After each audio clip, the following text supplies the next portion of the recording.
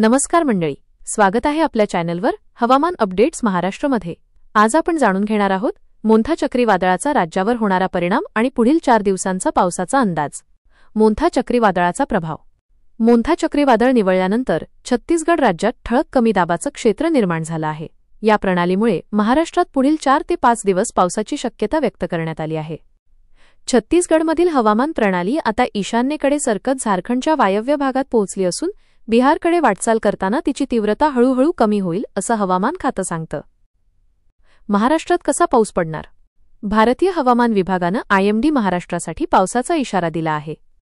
मुंबई, कोकण, नाशिक, धुळे आणि अनेक जिल्ह्यांमध्ये हलका ते अतिमुसळधार पाऊस पडण्याची शक्यता आहे। मुंबई आणि उपनगरात आज हलका ते मध्यम पाऊस पडेल, ढगाळ वातावरण आणि अधूनमधून जोरदार वारेही वाहू शकतात। कमाल तापमान सुमारे 29 अंश सेल्सिअस तर किमान तापमान 25 अंश सेल्सिअसच्या आसपास राहण्याची अपेक्षा आहे। येलो आणि हाय अलर्ट। IMDने अनेक जिल्ह्यांसाठी येलो अलर्ट आणि काहींसाठी हाय अलर्ट जारी केला आहे।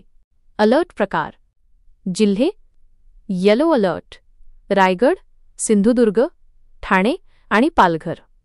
हाय अलर्ट: नाशिक, नंदुरबार, जळगाव आणि धुळे। याशिवाय मराठवाड्यातही हलक्या ते मध्यम पावसाची शक्यता असून शेतकऱ्यांची चिंता वाढली आहे। शेतकऱ्यांसाठी इशारा: गेल्या काही महिन्यांपासून मराठवाड्यात पावसाने थैमान घातले आहे।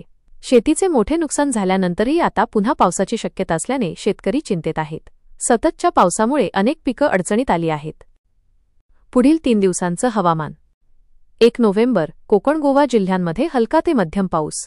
2 नोव्हेंबर कोकण, मध्य महाराष्ट्र, मराठवाडा येथे हलका पाऊस। 3 नोव्हेंबर कोकण व मध्य महाराष्ट्रात हलक्या सरींची शक्यता। मुंबईसाठी विशेष अंदाज। आज मुंबईत ढगाळ आणि दमट वातावरण राहील। हलका ते मध्यम पाऊस आणि अधूनमधून सरी येण्याची शक्यता आहे। सध्याचं तापमान सुमारे 28 अंश सेल्सिअस असून दमटतेमुळे जाणवणारे तापमान 30 अंश सेल्सिअसपेक्षा जास्त असेल।